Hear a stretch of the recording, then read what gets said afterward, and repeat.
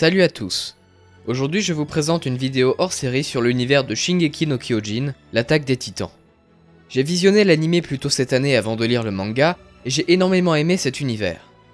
Cette vidéo portera sur les titans, et présentera tout ce qu'il y a à savoir sur eux. Attention, cette vidéo contiendra des spoilers sur le manga, mais j'ai également sorti la même vidéo sans spoil pour ceux d'entre vous qui n'auraient regardé que l'anime. Le lien est dans la description de la vidéo.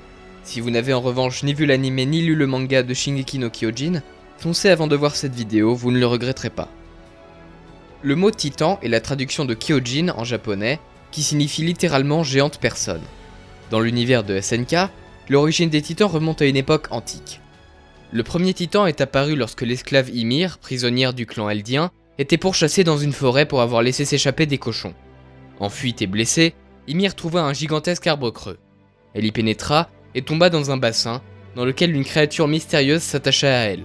Ymir se transforma alors en le tout premier titan, le titan originel. Malgré son pouvoir absolu, Ymir continua de servir le roi Fritz comme son esclave. Fritz se servit du titan d'Ymir pour asseoir sa domination sur le clan rival de Mar. Ymir, devenu Ymir Fritz après avoir épousé le roi, lui donna 3 filles, Maria, Rose et Sina. Si en apparence Ymir Fritz servait le roi par soumission, se considérant toujours comme une esclave, elle était réellement amoureuse du roi, et ainsi, 13 ans après avoir obtenu son pouvoir, elle donna sa vie pour protéger le roi Fritz d'une tentative d'assassinat. Afin de pouvoir conserver le pouvoir incommensurable d'Ymir, Fritz força ses filles à manger son cadavre. Maria, Rose et Sina héritèrent donc du pouvoir de leur mère. Après plusieurs générations, le pouvoir du titan d'Ymir Fritz fut divisé en 9 titans primordiaux. Quant à Ymir Fritz elle-même, elle avait acquis en même temps que le pouvoir des titans la possibilité de se rendre dans une dimension au-delà du temps et de la mort, les chemins. Pendant les millénaires suivants, Ymir Fritz fabriqua les titans qui étaient invoqués sur Terre. Dans les chemins, elle avait un pouvoir illimité sur ses descendants, les sujets d'Ymir, pouvant altérer leur constitution. Petite note, il faut faire la distinction entre les sujets d'Ymir qui peuvent posséder le pouvoir des titans et les Eldiens, qui sont le groupe ethnique auquel appartiennent les sujets d'Ymir. Bien que la plupart des Eldiens soient des sujets d'Ymir, ce n'est pas le cas de tous, et ainsi, certaines nobles familles eldiennes conservèrent leur sang eldien pur, ne possédaient donc pas le pouvoir des titans, et ne pouvaient pas être affectés par le pouvoir du titan originel. Dans cette vidéo, j'utiliserai cependant le terme eldien pour parler des sujets d'Ymir en général, parce que c'est beaucoup plus court et plus simple à dire. En expérimentant avec la science des titans, les Eldiens finirent par créer une sorte d'hybridation humain-titan, les Ackerman. La famille Ackerman disposait en effet d'une sorte de chemin dans les chemins. En plus d'être des Eldiens, ils sont capables de recevoir les savoirs et capacités physiques des précédents Ackerman. Kenny, Levi et Mikasa Ackerman par exemple, ont pu accéder à ce pouvoir. Cependant, d'autres Ackerman, comme le père de Mikasa, ne l'ont jamais éveillé en eux. Étant en quelque sorte des titans sous forme humaine, les Ackerman possédaient une force, des réflexes et une résistance supérieure à ceux des autres humains, et bien qu'étant Eldiens, ils ne pouvaient pas être transformés en titans primordiaux ou en titans purs. Les titans purs, ou Muku no Kyojin en japonais, sont ceux qui viennent tout de suite à l'esprit lorsque l'on pense à la série. Ils sont créés lorsque du liquide cérébrospinal de titan entre dans le système sanguin d'un Eldien. Le titan originel peut lui aussi transformer des Eldiens en titans purs.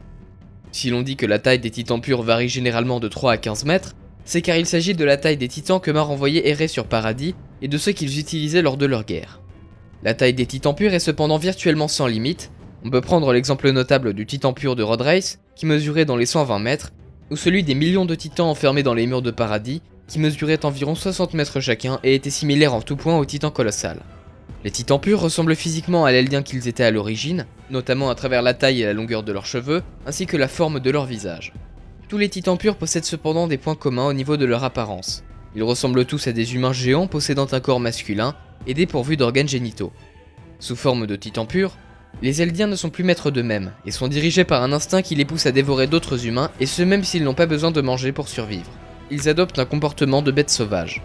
Mais si la personnalité d'un Eldien disparaît généralement dans sa forme de titan pur, certains ont pu conserver des bribes de conscience. C'est le cas par exemple du titan rencontré par Ilse Langnar, qui avait conservé un semblant de capacité de parole et certains de ses souvenirs, comme sa vie au service d'Ymir. Le titan de Madame Springer, en plus d'avoir une forme disproportionnée l'empêchant de se déplacer, avait également pu reconnaître son fils Connie lors du retour de celui-ci dans son village de Ragako. Si les titans purs possèdent une capacité de régénération très puissante qui peut faire repousser jusqu'à leur tête, il reste néanmoins possible de les tuer en sectionnant une zone située dans leur nuque où se trouve le système nerveux de l'Eldien qu'ils étaient. Lorsqu'il est tué, le corps d'un titan pur se consume pour ne laisser plus rien. Les titans ne peuvent pas opérer privés de lumière solaire, et même si certains peuvent rester actifs avec la lumière d'une pleine lune, lors d'une nouvelle lune, aucun titan pur ne pourra se déplacer. C'est aussi la raison pour laquelle les titans des murs sont restés immobiles pendant un siècle. Certains titans adoptent un comportement différent des autres, ils attaquent les groupes de personnes les plus nombreux, en négligeant par exemple les personnes isolées. Ces titans sont qualifiés de déviants. D'autres titans ayant une démarche étrange ou imprévisible sont également qualifiés de déviants. Le titan de Rodreis était l'un de ces déviants, ayant négligé les troupes du bataillon d'exploration pour avancer en direction du district d'Orwood. Les colossaux des murs sont également des déviants, puisque s'ils ne sont plus sous le contrôle du titan originel, ils s'effondrent. Ils ne souffrent également pas de la perte de masse engendrée par le fait qu'ils génèrent continuellement de la vapeur, contrairement au véritable titan colossal. Tous les titans purs, quels qu'ils soient, avaient la possibilité de retrouver forme humaine en dévorant l'hôte d'un titan primordial et en consommant son liquide cérébrospinal. Ils obtiennent ainsi le pouvoir du titan primordial en question. Au nombre de 9, les titans primordiaux sont issus de la division du pouvoir d'Ymir Fritz entre ses descendants. Bien que possédant des caractéristiques différentes, ils possèdent des attributs communs. Tous les détenteurs de titans primordiaux ont la possibilité de se transformer en titan, leur corps humain reste cependant situé dans leur nuque. Pour se transformer, un titan primordial doit être blessé et avoir un but précis. Lors de cette transformation, un éclair jaune tombe du ciel directement vers l'hôte, et le corps de son titan se matérialise à partir de lui. Si la transformation a lieu dans un endroit clos, il n'y a pas d'éclair. Tous les titans primordiaux peuvent apprendre la capacité de durcir certaines parties de leur peau pour la rendre résistante à certaines armes ou leur donner une plus grande force de frappe. Ils peuvent également, avec de l'entraînement, transférer leur conscience dans leur système nerveux ou dans celui de leur titan. Tous les titans primordiaux sont atteints de la malédiction d'Ymir, qui fait en sorte qu'à l'image d'Ymir Fritz, un titan primordial mourra 13 ans après avoir reçu son pouvoir. Si un titan primordial meurt sans transférer son pouvoir, celui-ci est transmis à un enfant eldien à naître à travers les chemins. Les titans primordiaux partagent également certaines caractéristiques avec les titans purs, comme leur ressemblance à leur hôte, ou leur capacité de régénération, qui permet non seulement au primordial de se soigner sous sa forme titan, mais également sous sa forme humaine, à condition qu'il ait la volonté de vivre. En se transformant en titan, un primordial guérit immédiatement toutes ses blessures. Une fois sorti de son titan, un primordial aura des marques sous les yeux, dont la forme peut varier selon leur titan ou la durée et l'intensité de leur transformation. Ces marques disparaissent au bout d'un certain temps. Il est possible d'empêcher la transformation d'un titan primordial en le blessant grièvement après qu'il soit sorti de son corps de titan, en lui coupant un ou plusieurs membres par exemple. On peut savoir si le primordial est récemment sorti de son titan en fonction de la présence ou non des marques sous ses yeux. Il est également possible d'empêcher un primordial de se transformer en l'enfermant dans un endroit clos trop étroit pour son titan et avec des parois très solides. Un primordial pourra cependant opérer une transformation partielle, durant laquelle seule une partie du corps de son titan apparaîtra.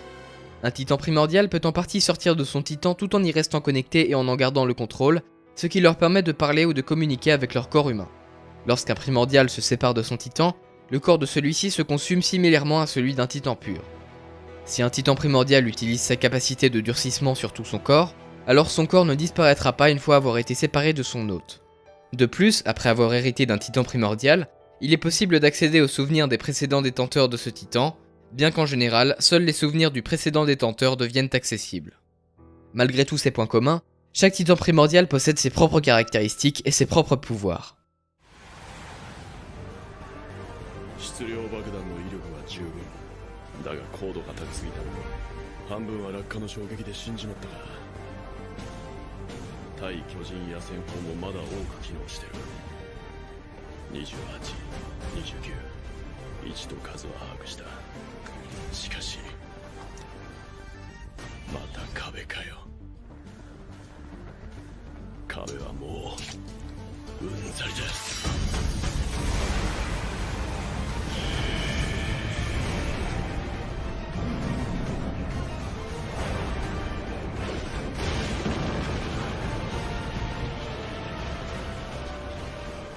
鎧の巨人は硬質化に特化した巨人。あの戦神で体当たりすれば壁の扉も破壊できるだろう。Le titan cuirassé, ou Yoroi no Kyojin en japonais, littéralement titan armure, était un titan destiné à absorber différents impacts. Haut de 15 mètres, il se démarque par sa capacité à concentrer sa peau en une armure renforcée, ce qui lui permet de résister à la plupart des attaques le ciblant. Ce blindage n'est pas exempt de faiblesses. En effet, en concentrant sa peau pour créer son armure, le titan cuirassé perd en souplesse et en rapidité. Pour pallier à ce problème, il peut détacher des bouts de son armure sur certaines parties de son corps, comme ses articulations, ce qui le rend cependant vulnérable à des attaques. Il est également possible de briser son armure avec un coup porté par un titan possédant la capacité de durcissement. De nouvelles armes, comme les lances foudroyantes ou les missiles anti-titan, peuvent également venir à bout de son armure, faisant du titan cuirassé le titan que la technologie a rendu le plus obsolète. Il est possible pour le titan cuirassé d'apparaître sans son armure, c'était le cas de Rainer Braun durant l'attaque de Liberio, l'état mental de ce dernier étant au plus bas, mais le titan cuirassé est encore moins résistant qu'un titan pur sous cette forme, puisque sa peau ne couvre pas tout son corps.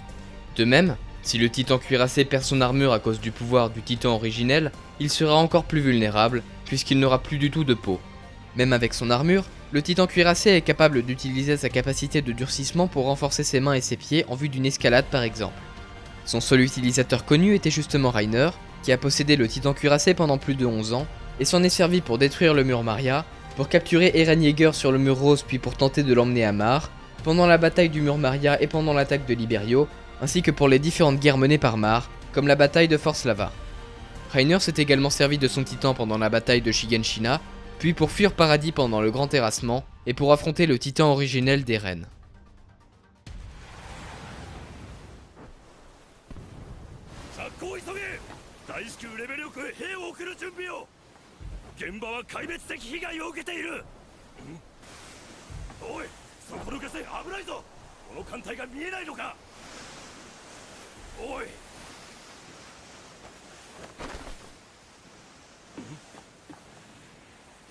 そして超大型巨人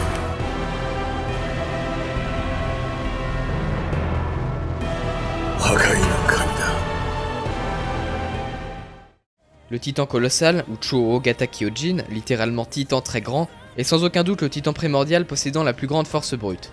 Son atout majeur est bien entendu sa taille, qui est de 60 mètres et qui lui procure une grande force physique. En raison de cette grande taille, le titan colossal dégage énormément de chaleur et de vapeur. L'énergie dégagée par sa transformation est suffisante pour causer une gigantesque explosion, dont la puissance et la portée sont contrôlées directement par le colossal.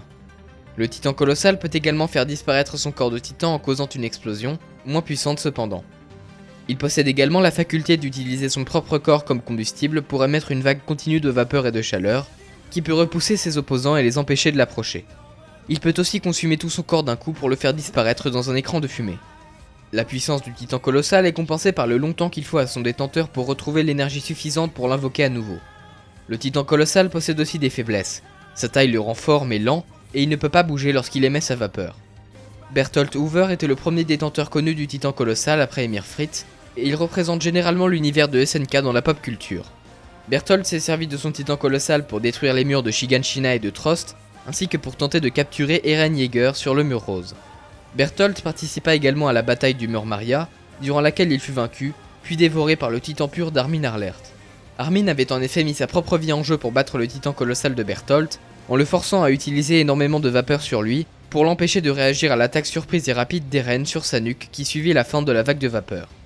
Armin se servit du titan colossal de manière offensive à 3 reprises, pour pousser les expéditions Mar à accoster sur Paradis, pour annihiler la flotte et le port de Mar durant l'attaque de Liberio, et pour détruire le corps squelettique du titan originel d'Eren pendant le grand terrassement, avant d'affronter sa forme de titan colossal.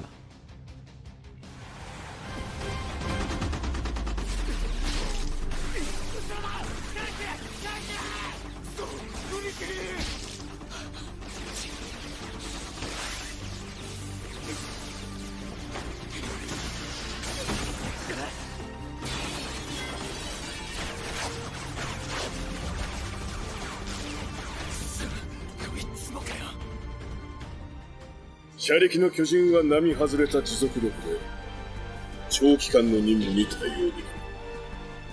用途に合わせた並走も可能で作戦の幅が広がる。 Bien que pouvant paraître faible et peu utile en combat, le titan charrette, ou Shariki no Kyojin, littéralement titan véhicule, est en réalité l'un des plus impressionnants.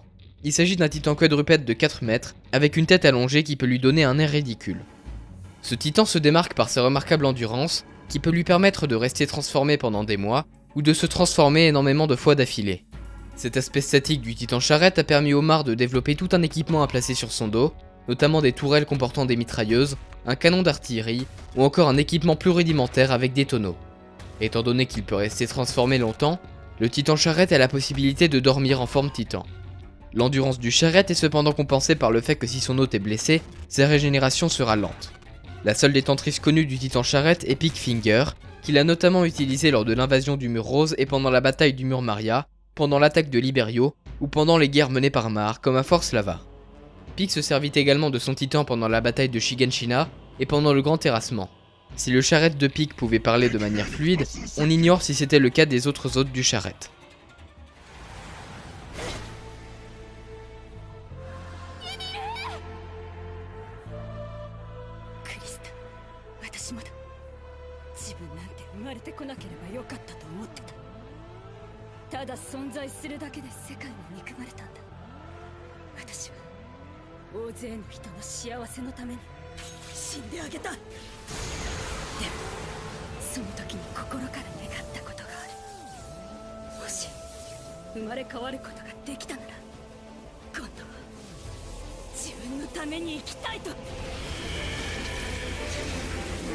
アギトの巨人は強襲型だ。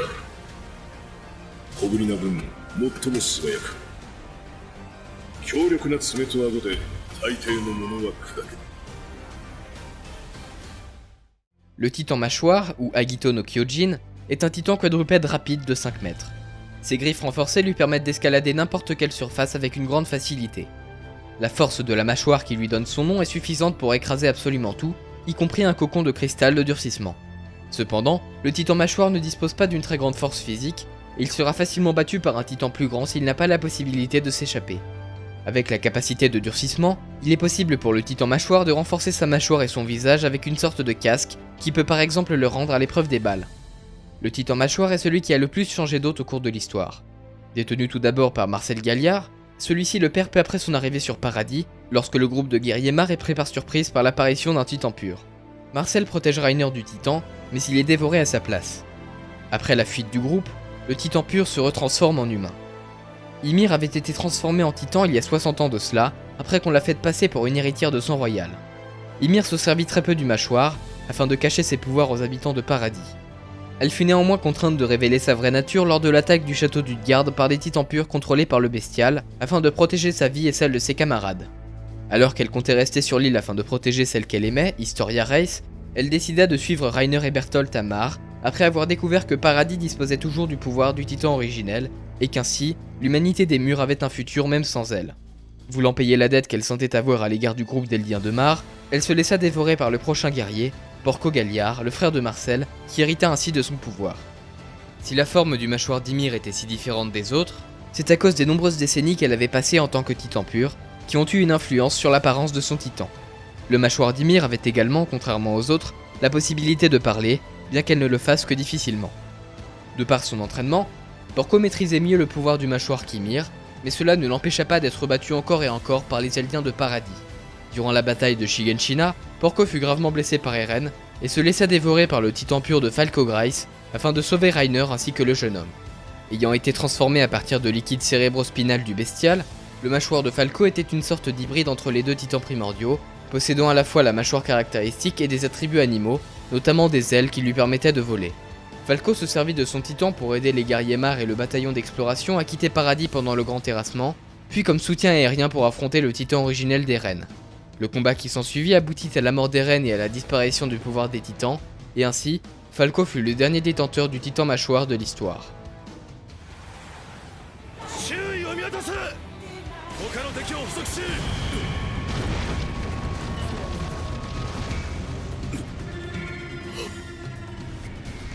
Kemono no Kyojinは相変わらずだ。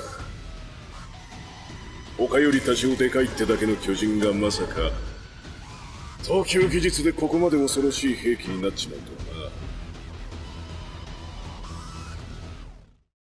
Le titan bestial, ou Kemono no Kyojin, littéralement titan bête, se démarque des autres notamment par son apparence. En effet, il ne ressemble pas forcément à son hôte, mais il présente des attributs animaux qui changent pour chaque bestial. Ainsi, son efficacité en combat dépend grandement de la personne à laquelle il est attaché, puisqu'à part les capacités conférées par l'animal en question, il ne possède pas de pouvoir. la forme animale que prend le bestial peut dépendre des affinités de l'hôte ou d'autres facteurs tels que son mental ou ses capacités. Le premier bestial que nous connaissons est celui de Tom Xaver, qui avait une forme de chèvre et qui ainsi n'était pas très adapté au combat, à l'image de Tom qui avait plus l'étoffe d'un chercheur. Le titan bestial de son successeur, Zeke Yeager, était l'un des titans bestials les plus puissants de l'histoire. En plus de sa taille de 17 mètres et de sa capacité à parler de manière extrêmement fluide, il possédait du sang royal qui lui conférait des pouvoirs similaires à ceux du titan originel. En effet, si son liquide cérébrospinal pénétrait dans le corps d'Eldien, il était possible pour Zeke de les transformer en titans purs avec son cri, puis de les contrôler. Il ne pouvait cependant pas contrôler les autres titans purs.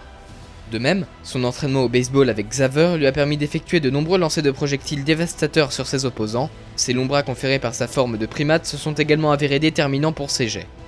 Il possédait également une très grande force physique, qui lui a permis de venir facilement à bout du titan cuirassé de Reiner. Cependant, malgré son fort potentiel de combat contre des titans, il demeurait faible en combat rapproché face à des humains. Zeke se servit de son titan pendant l'invasion du mur rose, puis pendant la bataille du mur Maria, ainsi que pendant l'attaque de Liberio, pour tenter d'échapper à Levi Ackerman dans la forêt des arbres géants, et durant la bataille de Shiganshina, à la fin de laquelle le grand terrassement fut activé à l'aide de son sang royal. Le bestial de Zeke ne fut pas transmis à un titan pur, car il mourut décapité par Levi, mettant fin au grand terrassement, avant la disparition du pouvoir des titans. Le titan mâchoire de Falco, ayant été transformé avec le liquide cérébrospinal et le cri de Zeke, possédait également les caractéristiques du bestial, sa forme titan se rapprochant du corps d'un oiseau.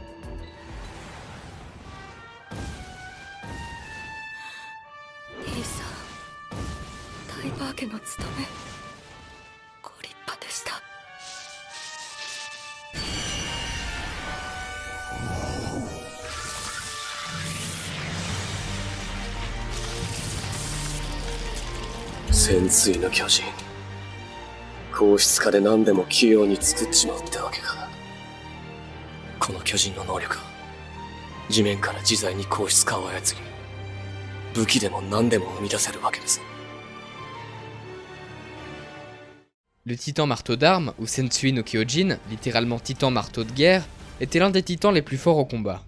Mesurant 15 mètres de haut, il était spécialisé dans le durcissement, mais à la différence du titan cuirassé, son durcissement est extérieur à son corps. Il peut en effet se servir du durcissement pour créer des armes, soit à partir du sol, soit à partir de son corps. Cependant, si ce modelage est utilisé en grande quantité, l'hôte perdra beaucoup d'énergie et ne pourra donc plus former d'armes ou se transformer au bout d'un certain temps. En plus de sa capacité de modelage, le titan marteau peut se transformer sans avoir son corps situé dans la nuque de son titan et peut l'enfermer dans un cocon de durcissement qu'il est presque impossible de détruire. Le cocon est connecté au titan par un cordon de chair, cela lui permet de rester en sécurité lors d'un combat avec un autre titan. Cependant, si le cordon est rompu, le titan s'effondrera. À ce jour, seules les griffes et les dents du titan mâchoire et le pouvoir du titan originel peuvent venir à bout des cocons de durcissement.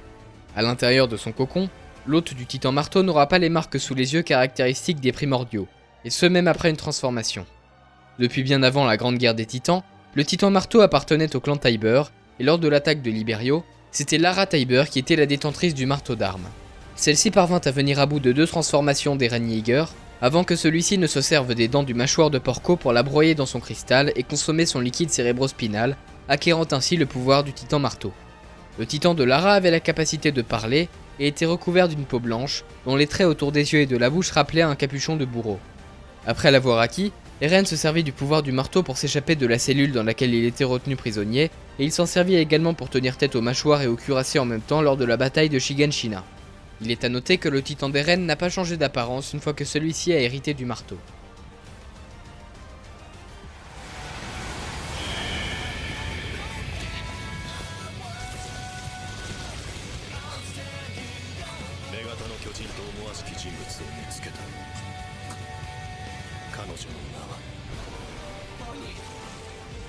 Megata no Kyojin。こいつは何でもできる汎用性が強い。高い機動力と持続力に加え、硬質化を交えた打撃技は凄まじい破壊力だ。範囲は狭いが、無垢の巨人を呼び寄せることもできる。Le titan féminin, ou Megata no Kyojin, est un titan de 14 mètres à la fois fort et agile. Il s'agit du seul titan dont le corps possède des attributs féminins significatifs. Le pouvoir du titan féminin est d'absorber une partie du pouvoir des autres titans primordiaux en consommant une partie de leur corps. Sachant cela, on peut expliquer chacun des pouvoirs du titan féminin d'Annie Leonhardt. Sa capacité à durcir tout son bras provient du titan cuirassé, la petite explosion qu'elle a provoquée en se transformant dans le district de Stoès provient du titan colossal, son endurance provient du titan charrette, sa capacité à déchirer ses joues pour mordre plus efficacement provient du titan mâchoire, sa capacité à appeler des titans purs provient du titan bestial de Zik, et sa capacité à s'enfermer dans un cocon de durcissement provient du titan marteau d'armes. Annie est la seule détentrice connue du titan féminin, et elle n'a pu que peu s'en servir du fait de son enfermement dans son cocon pendant plusieurs années et de son infiltration dans les murs de Paradis. Elle s'en est néanmoins servie après avoir été libérée, pour s'échapper de Paradis puis pour affronter le titan originel d'Eren Yeager et mettre fin au grand terrassement. Annie survécut à la bataille entre ciel et terre, qui vit la fin du pouvoir des titans, et devint ainsi l'ultime détentrice du titan féminin. Il est aussi à noter que l'on ne sait pas ce qui se passe si un homme héritait du titan féminin.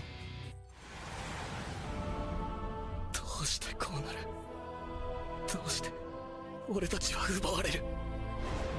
命も夢も。どうして。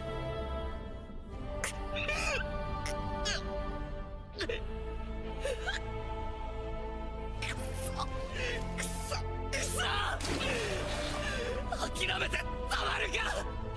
口にしてやれ。一匹残らず。俺が。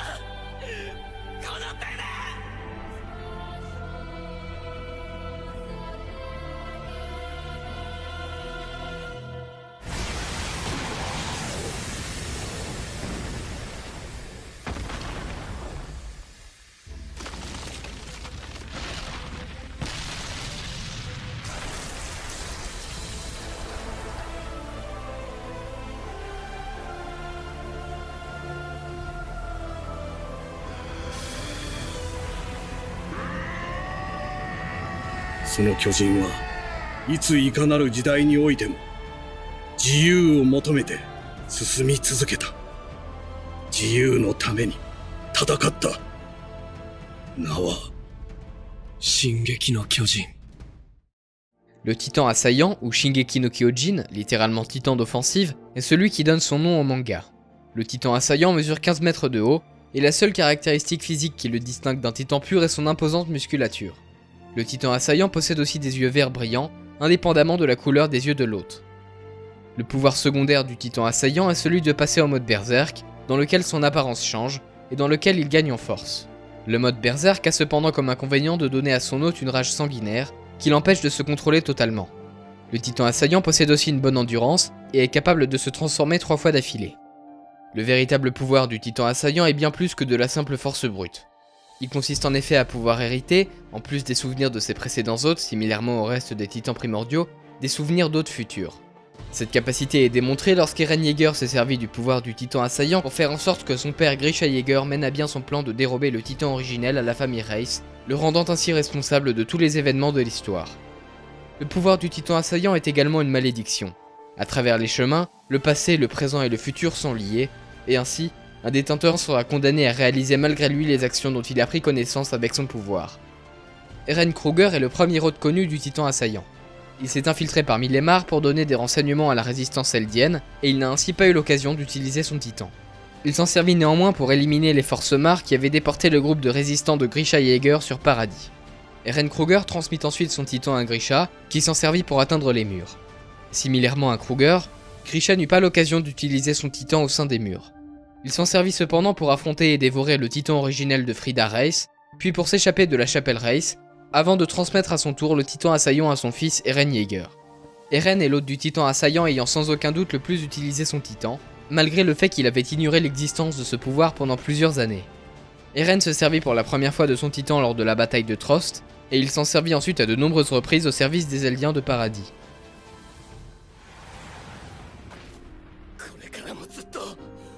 俺が何度でも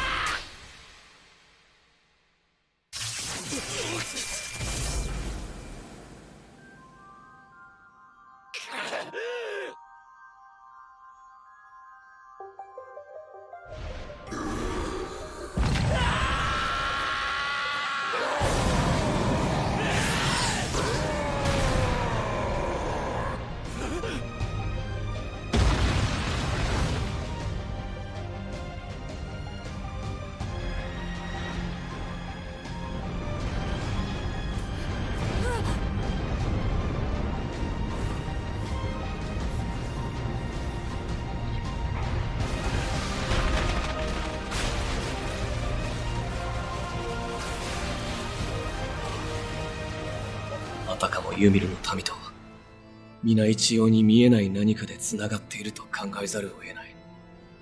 ある継承者は道を見たと言った。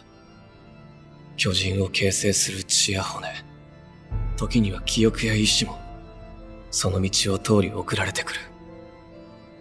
そしてその道は全て一つの座標で交わる。つまりそれが始祖の巨人だ。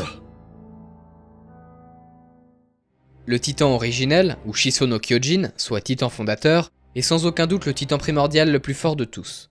Il mesure généralement 13 mètres de haut, et il se distingue des autres titans par ses yeux violets caractéristiques. Les yeux violets ne sont pas présents que sur le titan, mais aussi sur l'hôte de l'originel lorsque celui-ci tente d'utiliser son pouvoir. Malgré sa taille qui le rend plus petit que d'autres primordiaux comme le cuirassé, l'assaillant ou le marteau, son pouvoir le rend incommensurablement puissant. Le titan originel peut en effet contrôler les titans et influencer les Eldiens, en modifiant leurs souvenirs ou leur anatomie par exemple. Le titan originel a également été capable de créer une sorte de cristal de durcissement lumineux. Néanmoins, seul un Eldien de sang royal peut pleinement utiliser le titan originel. S'il peut utiliser ce pouvoir, c'est car il peut accéder au chemin et donner des ordres à Ymir Fritz, qui elle peut altérer la composition des Eldiens. Ymir Fritz n'obéira qu'à un Eldien de sang royal, en raison de son amour à l'égard de l'ancien roi Fritz. C'est Ymir Fritz qui, depuis les chemins, a façonné tous les titans, ainsi que la régénération des titans primordiaux. Le titan originel pouvant contrôler Ymir Fritz dans les chemins, son pouvoir était tel celui d'Ymir presque illimité, par exemple en invoquant des précédents titans primordiaux sur Terre à travers les chemins, ou même à répliquer le pouvoir d'autres primordiaux, comme le titan colossal par exemple. Le titan originel peut aussi maîtriser le durcissement d'autres titans avec une grande précision, que ce soit pour bâtir les murs ou pour le supprimer. Le pouvoir de l'originel a été extrêmement limité pendant un siècle, à cause du serment de paix du roi Karl Fritz, qui empêchait sa lignée de recourir au titan originel. Ainsi, sur Paradis, aucun hôte de sang royal ne pouvait accéder au pouvoir du titan originel, mais si l'hôte n'était pas de sang royal, il ne pouvait pas y avoir recours non plus. Une voie a cependant été trouvée pour éviter le vœu de Karl Fritz. Eren Yeager a en effet constaté qu'en touchant un titan de sang royal, il pouvait accéder au pouvoir du titan originel même sans posséder du sang royal. Cette alternative pour utiliser le pouvoir de l'originel avait également été découverte par Tom Xaver, qui en avait informé Zeke Yeager, le demi-frère d'Eren, qui lui était de sang royal. Zeke trouva également un autre moyen d'utiliser l'originel, n'ayant pas été affecté par le vœu de Karl Fritz, car bien qu'il était de sang royal, ses ancêtres n'étaient pas allés sur Paradis et ne souffraient donc pas des effets du pacte de non-agression, qui touchait uniquement les descendants de Karl Fritz. La première détentrice du titan originel était Ymir Fritz, bien qu'elle contrôle aussi les 8 autres primordiaux. 145 générations plus tard, c'était le roi Karl Fritz qui héritait de l'originel. Fritz en avait assez de la terreur et des tragédies infligées par l'Empire Eldien, et il s'allia à la famille Tybur, qui possédait le titan marteau, pour y mettre un terme. Il partit avec un grand nombre d'Eldiens sur l'île de Paradis, et il transforma des millions de ses sujets en titans colossaux, qu'il utilisa pour créer 3 murs, dans lesquels son peuple put vivre. Il utilisa le titan originel pour leur effacer tout souvenir du monde extérieur, et pour leur faire croire que l'humanité avait péri au-delà des murs. Il fit finalement un vœu renonçant à la guerre, qui empêcherait ses descendants d'utiliser le pouvoir du titan originel de manière offensive, ou de parler du passé des Eldiens. Plus tard, c'est le père d'Uri et Rodreis qui hérita de l'originel, avant de le transmettre à son fils Uri 13 ans plus tard. Uri se servit une seule fois de son titan, afin de stopper une tentative d'assassinat le visant, perpétrée par Kenny Ackerman. Uri et Kenny devinrent par la suite amis.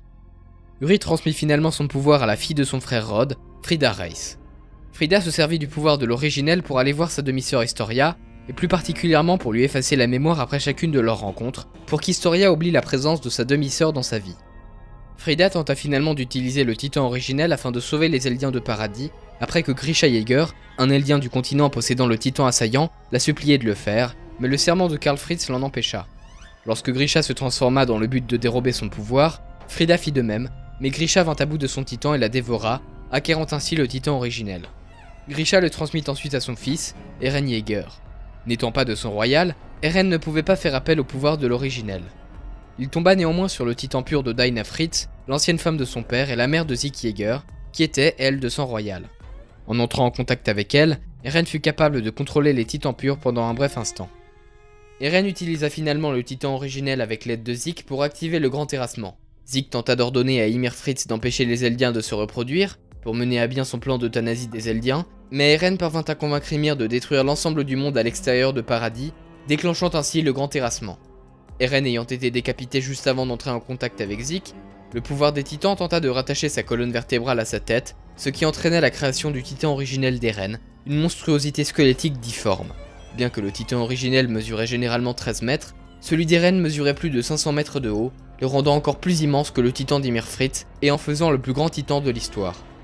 En plus de s'en être servi pour le grand terrassement, Eren utilisa le pouvoir du titan originel afin de parler avec ses camarades, puis pour leur effacer tout souvenir de ses conversations. Eren affronta par la suite ses camarades, qui tentaient d'empêcher le grand terrassement, et fut vaincu.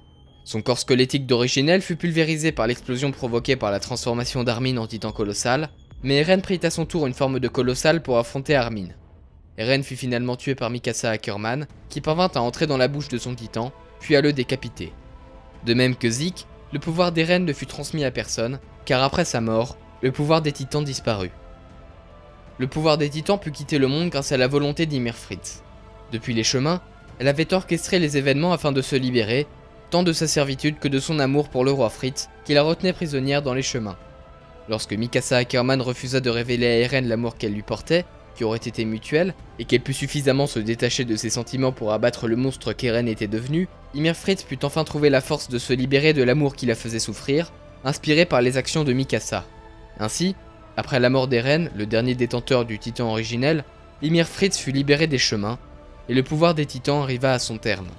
Tous les titans purs et primordiaux redevinrent de simples humains, et eux tout comme le reste des Eldiens perdirent leur capacité à se transformer en titans. Et voilà, cela clôt cette très longue vidéo sur le titan dans Shingeki no Kyojin, j'espère sincèrement qu'elle vous a plu, et je vous invite à vous abonner et à liker cette vidéo si c'est le cas. Au revoir à tous.